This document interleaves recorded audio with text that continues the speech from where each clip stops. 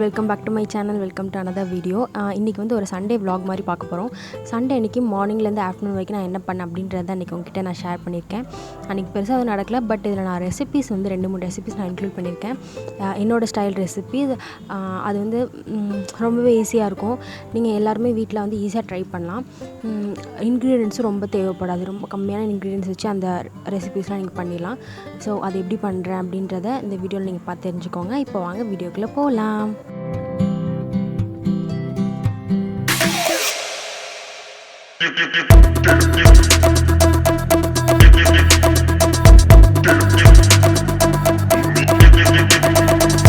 காலையில் எழுந்திரிச்சு காஃபி அப்புறம் ஹாட் வாட்டர் எல்லாம் குடித்ததுக்கப்புறமா பிரேக்ஃபாஸ்ட்டுக்கான வேலையை நான் ஸ்டார்ட் பண்ணிட்டேன்.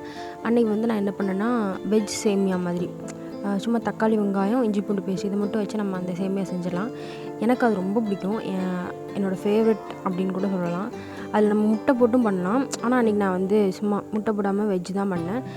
நான் வந்து 2 பேருக்கு ஆன அளவு தான் நான் இன்றைக்கி செய்கிறேன். ஒரு பேக்கெட் சேமியா எடுத்து அதுதான் நான் செய்ய போகிறேன். அதுக்கு 2 சின்னதாக 2 பெரிய வெங்காயம் எடுத்திருக்கேன். அதுக்கப்புறம் ஒரு தக்காளி 2 பச்சை மிளகாய் எடுத்திருக்கேன். எனக்கு வந்து குக்கிங் நான் மேரேஜ்க்கு அப்புறம் தான் நான் வந்து பண்ண ஆரம்பித்தேன். எங்கள் வீட்டில் இருக்கும் போதெல்லாம் நான் அவ்வளோவா நான் குக் பண்ண மாட்டேன். எப்போயாச்சும் இந்த மாதிரி சிம்பிளாக வெஜ் பிரியாணி அந்த மாதிரி செய்வேன். மற்றபடி இந்த மாதிரி சேமியாலாம் நான் செஞ்சதே கிடையாது. மேரேஜ்க்கு அப்புறம் தான் நான் இதெல்லாம் நான் வந்து செய்யவே கற்றுக்கிட்டேன்.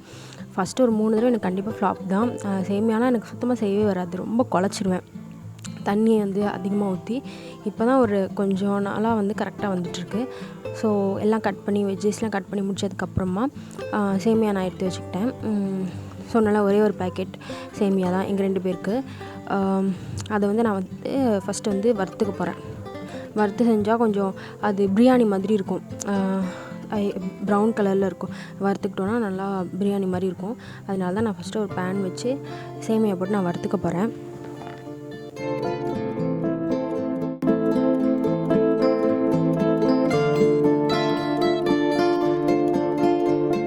ரொம்ப எல்லாமே வந்து ப்ரௌன் கலர் ஆகணும்னு தேவையில்லை. சும்மா லைட்டாக ப்ரௌன் கலர் ஆனால் போதும். சீக்கிரமே வெந்துடும் நம்ம வறுத்து செஞ்சோன்னா.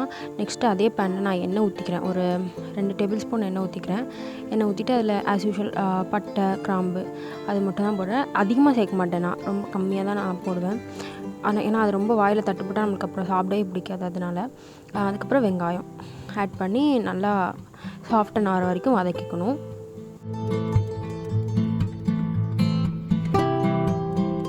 வெங்காயம் நல்லா சாஃப்டானதுக்கப்புறம் இஞ்சி பூண்டு பேஸ்ட் வந்து ஆட் பண்ணிக்கிறேன்.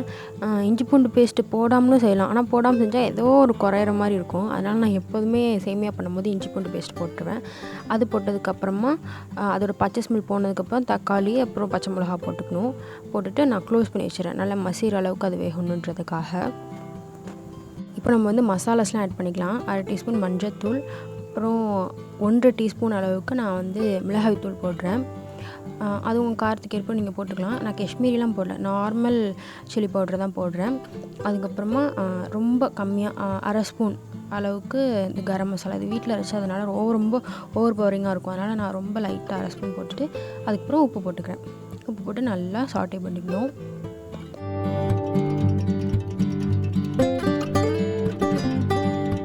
மசாலா நல்லா குக் ஆகி அந்த தக்காளி ஊற்றுற ஜெல்லானதுக்கப்புறமா நான் தண்ணி ஊற்றிக்கிறேன். தண்ணி ஊற்றினா தான் ரொம்ப இம்பார்ட்டண்ட்.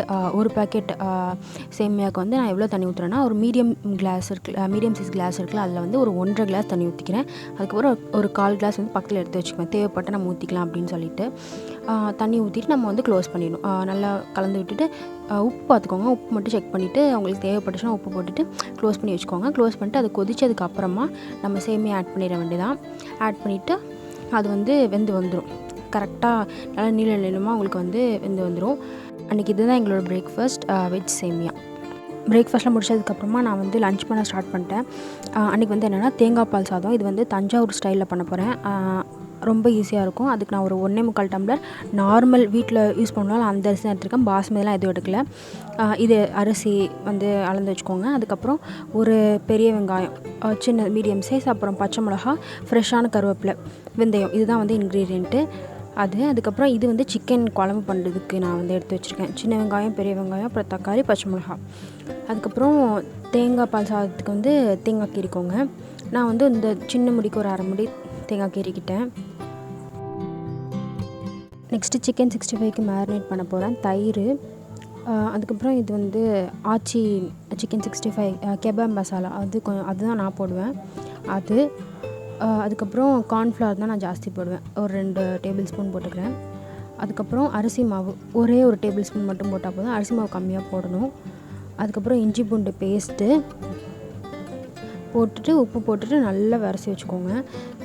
தண்ணி ஊற்றாமல் தயிரே ஊற்றி நீங்கள் நல்லா பசிச்சுக்கோங்க. என்கிட்ட வந்து ஃப்ரிட்ஜு கிடையாது, இங்கே வந்து ஃப்ரிட்ஜ் இல்லை, அதனால் நான் வந்து தயிர் நிறைய சேர்த்தா தான் எனக்கு வந்து சாஃப்டாக இருக்கும். மதியம் சாப்பிட்றதுக்கும் அப்புறம் நைட்டு சாப்பிட்றதுக்கும் சிக்கன் வந்து 65 நல்லா சாஃப்டாக அப்புறம் கிறிஸ்பியாக இருக்கும். கார்ன்ஃப்ளவர் எப்போதுமே வந்து கார்ன்ஃப்ளவர் தான் ஜாஸ்தி சேர்த்துக்கோங்க. அரிசி மாவோட கார்ன்ஃப்ளவர் வந்து ஜாஸ்தி சேர்த்துக்கிட்டாலும் இந்த ஹோட்டல்லலாம் கிடைக்கும்ல, அந்த மாதிரி அந்த ஸ்டைலில் வந்து சிக்கன் 65 கிடைக்கும். இதுவும் நீங்கள் வந்து இந்த மாதிரி ட்ரை பண்ணி பாருங்கள். சிக்கன் 65க்கு மசாலா போட்டுட்டு சிக்கனையும் போட்டுட்டு நல்லா விரசி வச்சுக்கிறேன். இன்னொரு டிப் என்னென்னா, நான் வந்து நல்லா மேரினேட் பண்ணி வெயிலில் வச்சுருவேன். வெயிலில் வச்சா நல்லா வந்து அந்த உள்ள மசாலா வந்து இறங்கும் சிக்கனுக்குள்ளே. அதுக்கப்புறம் அதே இதில் நான் குழம்புக்கு போடுற சிக்கனையும் நான் வந்து மேரினேட் பண்ணி வச்சுக்குவேன். சும்மா ப்ளைனாக இருக்காது சிக்கன். அதனால் இப்போ வந்து தேங்காய் பால் சாதம் செய்ய ஸ்டார்ட் பண்ணிடலாம். ஒரு குக்கரில் வந்து ஒரு 2 டேபிள் ஸ்பூன் எண்ணெய், அப்புறம் அரை டேபிள் ஸ்பூன் வந்து நான் நெய் சேர்த்துருக்கேன், கொஞ்சம் ரிச்சாக இருக்கட்டும் அப்படின்னு சொல்லிட்டு. நெய் சேர்த்ததுக்கப்புறமா இது வெந்தயம் சேர்த்துக்கோங்க. வெந்தயம் வந்து ஒரு அரை டீஸ்பூன் வந்து போட்டால் போதும், ரொம்ப போட்டுறாதீங்க. அதுக்கப்புறம் ஃப்ரெஷ்ஷான கருவேப்பிலை சேர்த்துக்கோங்க. ஃப்ரெஷ்ஷான கருவேப்பிலை போட்டால் தான் நல்லாயிருக்கும். அதுக்கப்புறம் சாப் பண்ணி வச்சுருக்க வெங்காயம், பச்சை மிளகா போட்டுட்டு நல்லா சாட்டே பண்ணி விட்டுருங்க. நெக்ஸ்ட்டு ஒரு சின்ன ஸ்பூனுக்கு 2 ஸ்பூன் நான் இஞ்சி பூண்டு பேஸ்ட் சேர்த்துக்கிறேன். சேர்த்து நல்லா சாட்டே பண்ணி விட்டுக்கிறேன். நெக்ஸ்ட்டு தேங்காய் பால் சேர்த்துற வேண்டியதான். டோட்டலி 3 டம்ளர் ஊற்றணும் நான் தண்ணி. ஏன்னா 1 டம்ளர் அரிசிக்கு 2 டம்ளர் தண்ணி கணக்கு. அதுக்கு நான் 2 டம்ளர் தேங்காய் பால் ஊற்றிட்டு 1 டம்ளர் தண்ணி ஊற்றிக்கிறேன். தண்ணி ஊற்றிட்டு உப்பு போட்டுக்கோங்க. உப்பு போட்டுட்டு கொதிக்கலாம் கூடாது, ஜஸ்ட்டு நுரக்கட்டி வரணும். நுரக்கட்டி வந்தால் நம்ம அரிசி போட்டுக்கலாம். இந்த மாதிரி நுரக்கட்டி வந்தோன்னா நம்ம அரிசி போட்டுக்கணும். ஏன் நுரக்கட்டி வந்தோன்னே அரிசி போடணும்? இப்போ கொதிக்க விட்டோன்னு வைங்களேன், ஒரு மாதிரி திருன்னு ஆயிரும் தேங்காய் பால், ஒரு மாதிரி கடுல் ஆயிரும். அப்படி ஆகக்கூடாது, அதை அவாய்ட் பண்ணுறதுக்காக தான் நம்ம வந்து நுரக்கட்டி வந்தோடனே நம்ம வந்து அரிசி போட்டுக்கணும். அரிசி போட்டுட்டு ஒரே ஒரு விசில் மட்டும் மீடியம் ஃப்ளேமில் வச்சு ஒரு விசில் வச்சு எடுத்தால் போதும். இப்போ நான் இதை வந்து டேஸ்ட் பார்த்துட்டு நான் என்ன பண்ண போகிறேன்னா, இண்டக்ஷனுக்கு மாற்றிட்டு இந்த அடுப்பில் நான் குழம்பு வைக்க போகிறேன். ஸோ இதை நான் இண்டக்ஷனில் மாற்றிக்கிறேன். நெக்ஸ்ட்டு ஒரு ரொம்பவே சிம்பிளான ஈஸியான ஒரு சிக்கன் குழம்பு எப்படி பண்ணுறதுன்னு பார்க்கலாம். நான் இதுதான் எப்போதுமே நான் செய்வேன்.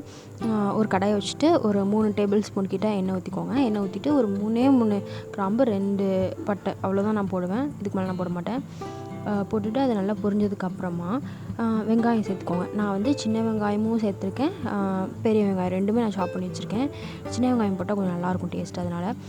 அதுக்கப்புறம் பச்சை மிளகாவும் அதிலே போட்டுட்டு கொஞ்சம் சாட்டே பண்ணிவிட்டு அது சாஃப்டானதுக்கப்புறமா இஞ்சி பூண்டு பேஸ்ட்டு அதே ஒரு சின்ன ஸ்பூனுக்கு 2 ஸ்பூன் இஞ்சி பூண்டு பேஸ்ட் சேர்த்துட்டு நல்லா அதோட பச்சையோட போகிற அளவுக்கு நல்லா வதக்கிக்கோங்க.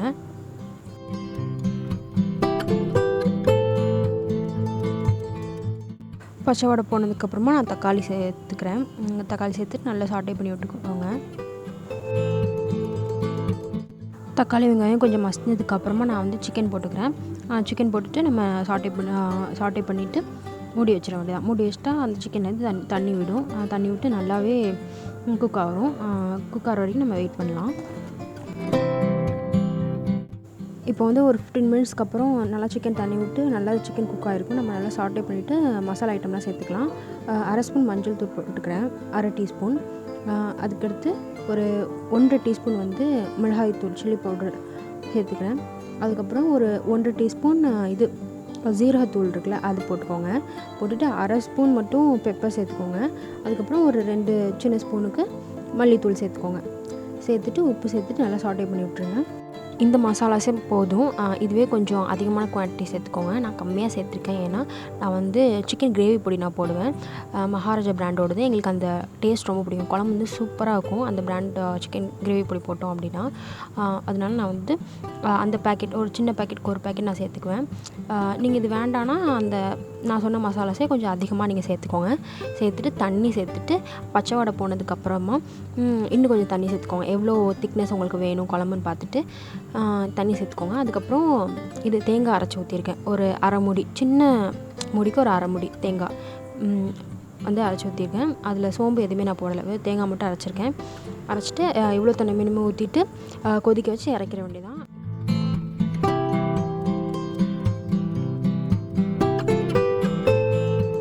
இதுதான் இப்படி தான் வந்து நான் வைப்பேன் சிக்கன் குழம்பு. ஸோ நீங்களும் வீட்டில் இந்த மாதிரி ட்ரை பண்ணி பார்த்துட்டு எப்படி இருக்குன்னு சொல்லுங்கள். இப்போ வந்து தேங்காய் பால் சாதம் உங்களுக்கு எல்லாத்துக்கும் எப்படி வந்திருக்கு அப்படின்னு சொல்லிட்டு நான் காட்டுறேன். ப்ரெஷர் எல்லாமே ரிலீஸ் ஆனதுக்கப்புறமா இப்படி தான் இருக்குது. நான் வந்து ப்ரெஷர் ரிலீஸ் ஆனதுமே நான் என்ன பண்ணுவேன்னா, ஒரு பாத்திரத்தில் வந்து நான் ஃப்ளிப் பண்ணிடுவேன் குக்கரை. ஃப்ளிப் பண்ணி சேஞ்ச் பண்ணிப்பேன். சேஞ்ச் பண்ணால் தான் நம்மளுக்கு வந்து சோறு வந்து குலையாமல் இருக்கும். அதனால நல்லா விரையாகவே இருக்கும். குக்கரில் வந்து சோறு ஒட்டவே இல்லை பார்த்திங்களா, கரெக்டாக இருக்கும். ஒரு விசிலுமே போதும். மீடியம் ஃப்ளேமில் வச்சு ஒரு விசில் வச்சு எடுத்திங்கனாவே போதும். இந்த மாதிரி சூப்பராக உங்களுக்கு கிடச்சிரும். பார்த்திங்களா, நல்லா உதிரியாக சூப்பரான தேங்காய் பால் சாதம் ரெடி ஆகிடுச்சு. நீங்கள் இதுக்கு வந்து பாஸ்மதி ரைஸ் தான் யூஸ் பண்ணணும் அப்படிலாம் இல்லவே இல்லை. நான் வந்து மோஸ்ட்லி வீட்டில் உள்ள அரிசி தான் யூஸ் பண்ணுவேன் தேங்காய் பால் சாதத்துக்குலாம். அதுவே நல்லா டேஸ்டியாக இருக்கும். நெக்ஸ்ட்டு சிக்கன் குழம்பு கொதிச்சிட்டு இருந்துச்சுல, அது நல்லா கொதிச்சிருச்சு. கொத்தமல்லி இருந்துச்சுன்னா போட்டுக்கோங்க. எனக்கு அன்றைக்கி இல்லை, அதனால் அதை நான் போடலை. ஃபைனலி வந்து சிக்கன் மட்டும் பொரிச்சிக்க வேண்டியதான். சிக்கன் மட்டும் பொரிச்சிட்டா சாப்பிட்ற வேண்டியதான்.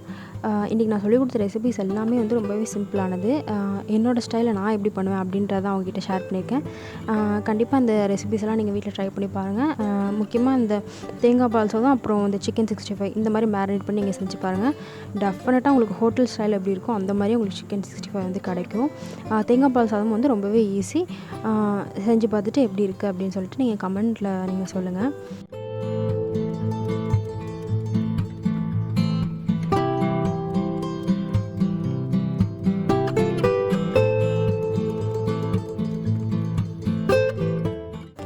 இதுதான் அன்றைக்கி எங்களோட சண்டே லன்ச். அப்பளம் பொரிச்சுக்கிட்டேன். அதுக்கப்புறம் தேங்காய் பால் சாதம், சிக்கன் குழம்பு, ரைத்தா பண்ணிக்கிட்டேன்.